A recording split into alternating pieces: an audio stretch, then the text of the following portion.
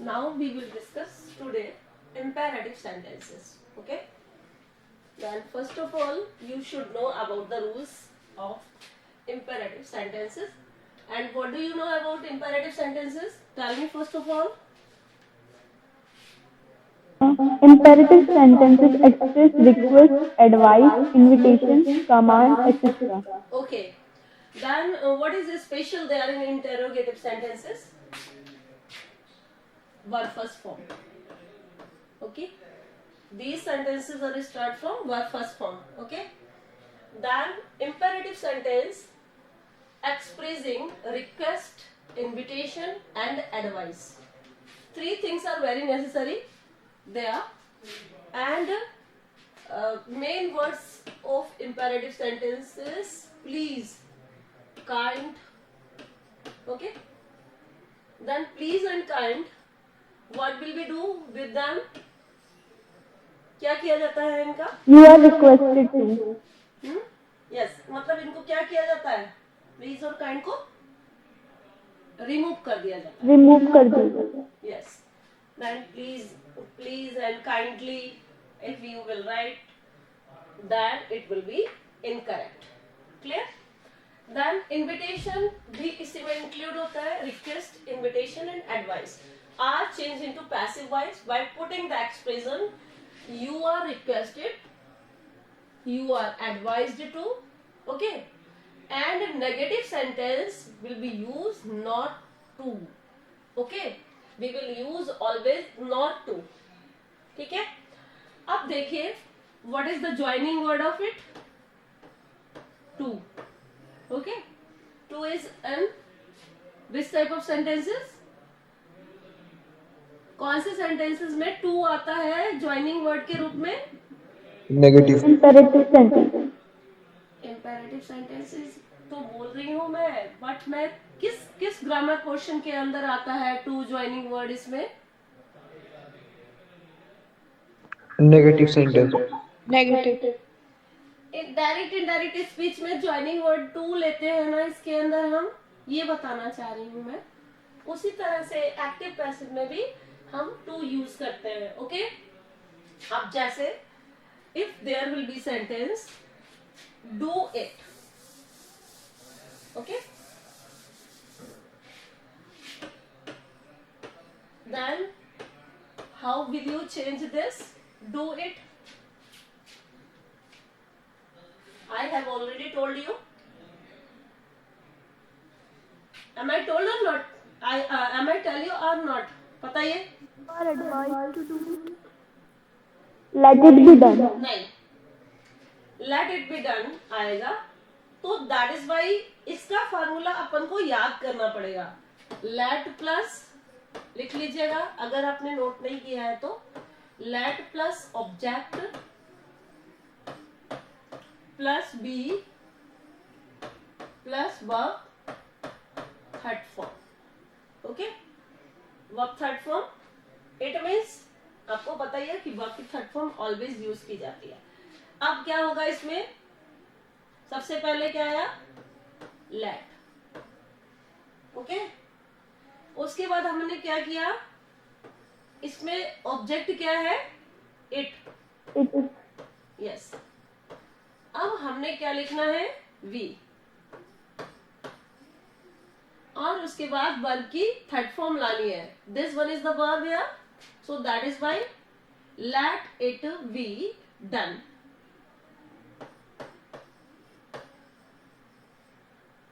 Is it clear to you?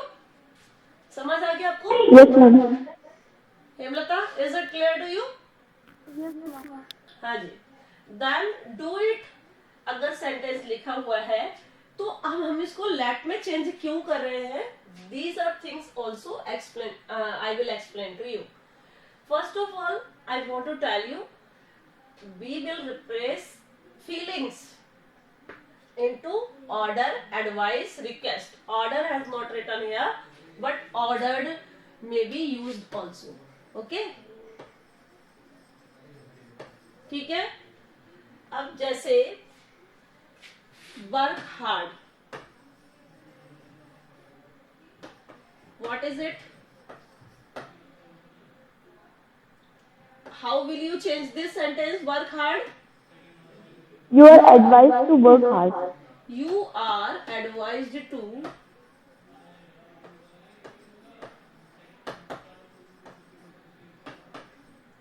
work hard. Okay, ठीक है. Now next sentence, please help me.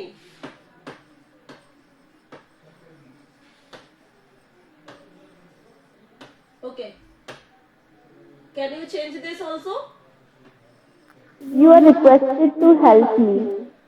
ये देखिए please जो है इसको रिमूव कर दिया और इसके प्लेस पर क्या लिखा हमने? You are requested to help me. अगर बच्चों इसकी जगह अपना इनडायरेक्ट स्पीच होता, then what will we do? बताइए क्या करते हैं हम उसको हिम में चेंज कर देते अगर ही होता, और हर में चेंज कर देते अगर शी होता. She said to me. ठीक है. देन अभी ये डायरेक्ट इनडायरेक्ट सॉरी नहीं है, ये है active passive voice. That is why please help me को हमने कैसे चेंज किया? You are requested to help me. अब हम ये बताना चाह रहे हैं इसमें कि सिर्फ और सिर्फ इतना हमें ऐड करना है यहां तक, और उसके बाद कॉपी कर देना है सेम सेंटेंस को. ठीक है. This one is necessary for you. अब in the same manner you are advised. अब इसके अलावा ऑर्डर्ड भी यूज किया जाता है.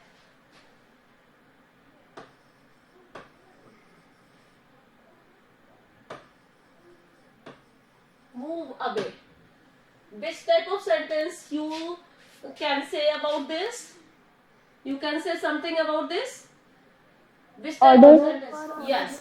Then you will write here. You are ordered to. इसके बाद अपन क्या करेंगे? पूरा यही कॉपी कर देंगे. You are ordered to move away. Clear? समझ आ गया?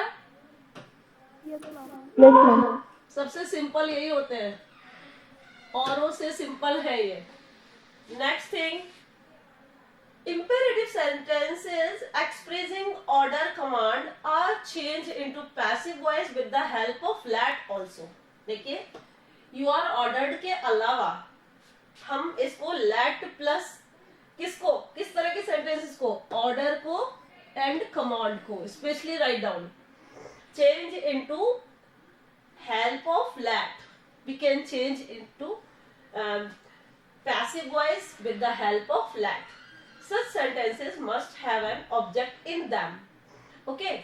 अब यहाँ पर हमने move away को you are ordered से स्टार्ट किया है, तो इसमें अगर हम इस तरह से चेंज करें तो कर सकते हैं क्या?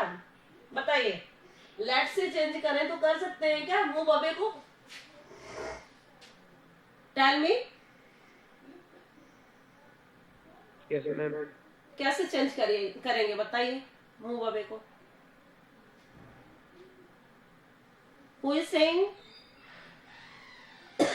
Explain me how will we change?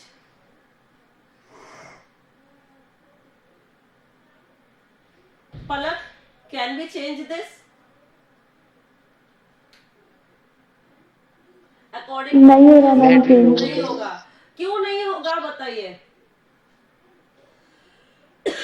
ये तो कर लिया ना हमने. What is the reason? Object नहीं है.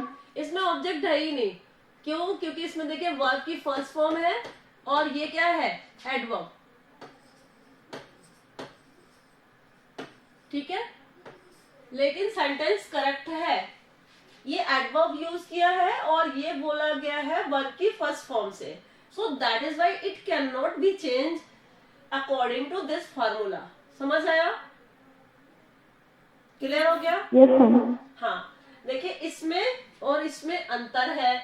अब अगर ये कहा जाएगा कि ऑर्डर और कमांड जो है उनके अंदर हम इसी तरह से चेंज करेंगे। तो ये रॉन्ग प्रूव कर दिया मैंने इनको, बुक वालों को। जबकि ये क्या लिखते हैं, imperative sentences expressing order, command are changed into passive voice with help of let। क्या पॉसिबल है उसको let के अकॉर्डिंग चेंज करना?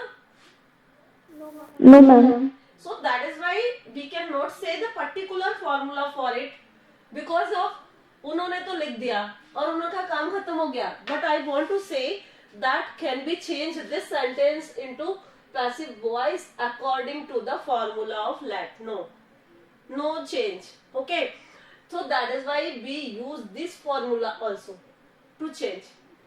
ठीक है ना, समझ आ गया? Okay, ma'am. ऐसा कोई रूल नहीं है कि हम ऑर्डर और कमांड को हमेशा किससे यूज करें, लेट से। अब जैसे कि मान लीजिए एक और है, मान लीजिए एक सेंटेंस में लिखती हूं, फाइट। अब ये सेंटेंस आपका है कि नहीं है, ये बताइए। नहीं है, केवल वर्ड है। नहीं, कैसे नहीं है सेंटेंस? फाइट का मतलब क्या है? लड़ो। लड़ो। हाँ, तो आर्मी का जो मेंबर है या आर्मी का जो कैप्टन है वो क्या करेगा? क्या करता है वो? कमांड करता है। देखिए वहां पर कमांड चलता है, तो what will be here to change in passive voice? क्या लिखोगे? You are ordered to fight. नहीं, रॉन्ग।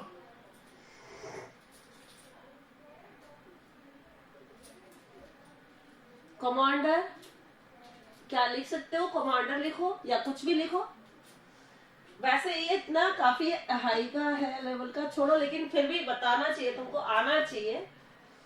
तो आगे आप किस तरह से इसको ज्वाइन करेंगे?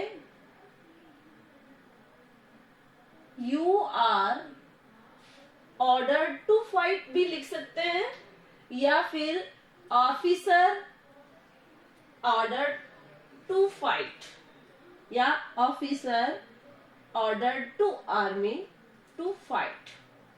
समझ में आया? यू आर से भी शुरू कर सकते हैं और ऑफिसर के अकॉर्डिंग भी शुरू कर सकते हैं, कैप्टन लिख सकते हैं, क्योंकि ये जरूरी नहीं होता है कि अगर सेंटेंस में वो चीजें नहीं है तो हम उनका यूज नहीं करेंगे। कमांडो ऑर्डर टू फाइट, या ऑफिसर या captain order to fight. Okay, clear to you? Yes, ma'am. So that's it wrong here.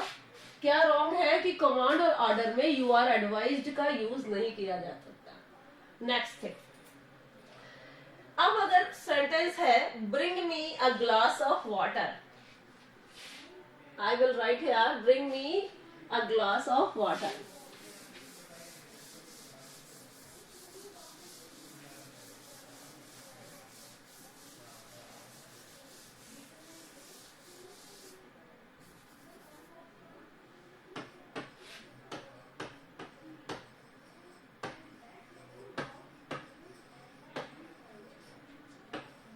ठीक है, clear to you? Then what will be here? Let a glass of water be brought for me. Let a glass, बोलो, Glass of water हाँ, आगे, be brought for me. be brought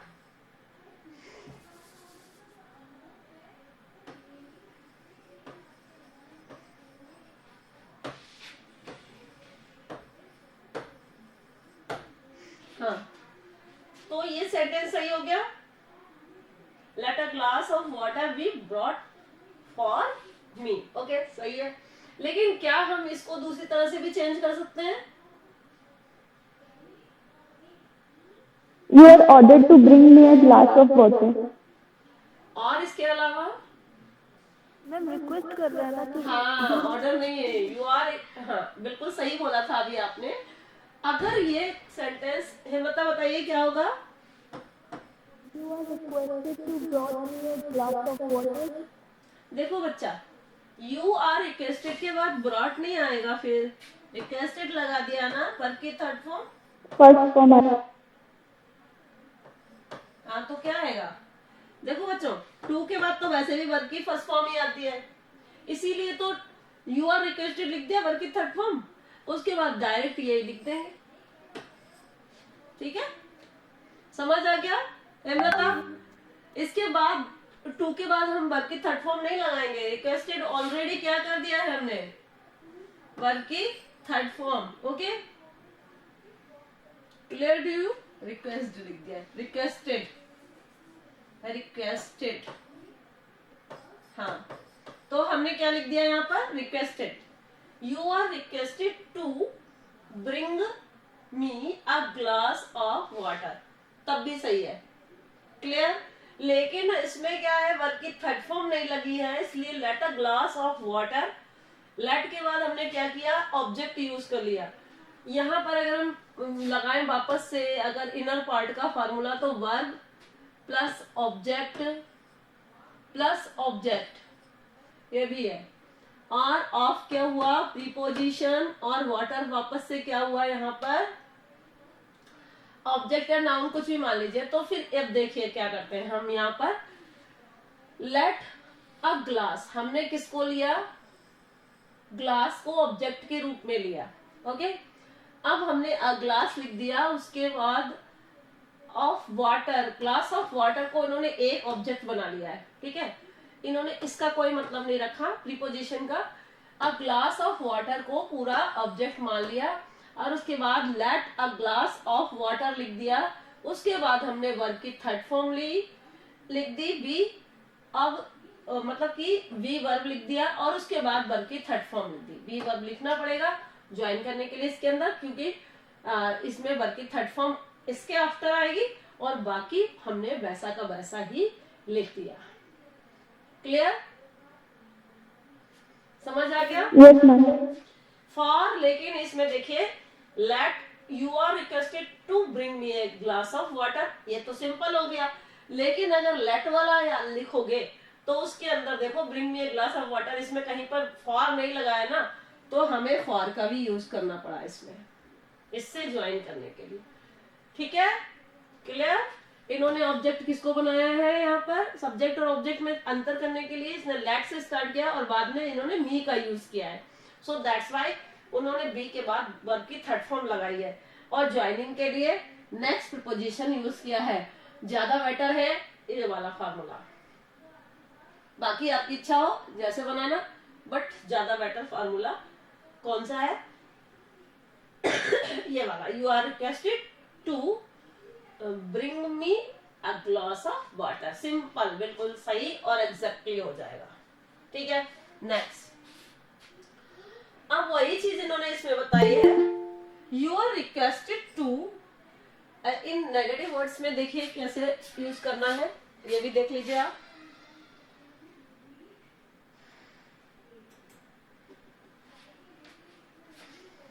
इसमें देखिए आप क्या, हम आपको ये इतना तो आपको समझ में आ गया होगा I think. Is it clear Palak? Is it clear to you? Yes ma'am. और हेमलता आपको आ गया, इंपेरेटिव सेंटेंस आ गए, बाकी सारे बच्चों को समझ में आ गए? हेलो, जल्दी जवाब दीजिए। नेहा, आप लोग क्लास में होते हो या कहीं और होते हो? ठीक है, जितने भी बच्चे यहाँ बैठे हैं, वंस जो भी है, बी से कौन है आई डोंट नो, लेकिन आपको सबको क्लियर हो गया ना इंपेरेटिव सेंटेंसेस? Yes ma'am. ठीक है, नेक्स्ट कौन है, ये लास्ट में जो भी बैठा हुआ है, सबको क्लियर हो जाना चाहिए एक एक चीज। Next thing, you are requested to active voice, इसके बाद एक्टिव वॉइस का फॉर्मूला, ये सबसे इजी रहता है। अब जैसे नेगेटिव सेंटेंस में क्या चीज आती है, नॉट टू। अब जैसे कि मान लीजिए हमने लिखा don't disturb me,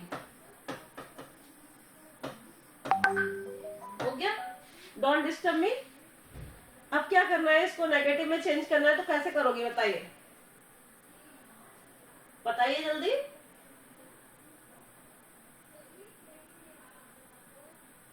hello students, don't disturb me. You are advised not to disturb me. Yes, you are advised not to disturb me। Clear. अब अगर लिखा है open the door,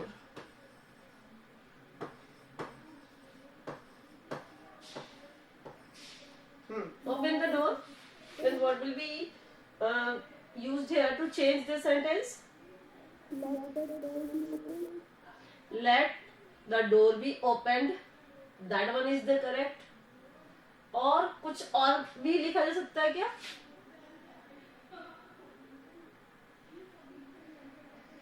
You are से स्टार्ट करें तो क्या करेंगे? You are requested and you are ordered, both will be correct। ठीक है, to open the door। और ये भी सही है, let the door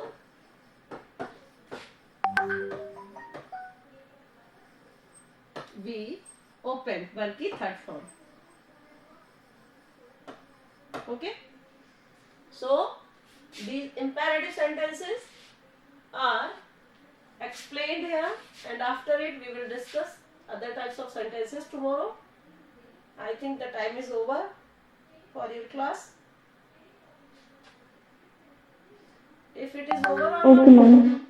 okay, then I will take next class after that। Thank you, have a nice day all of you।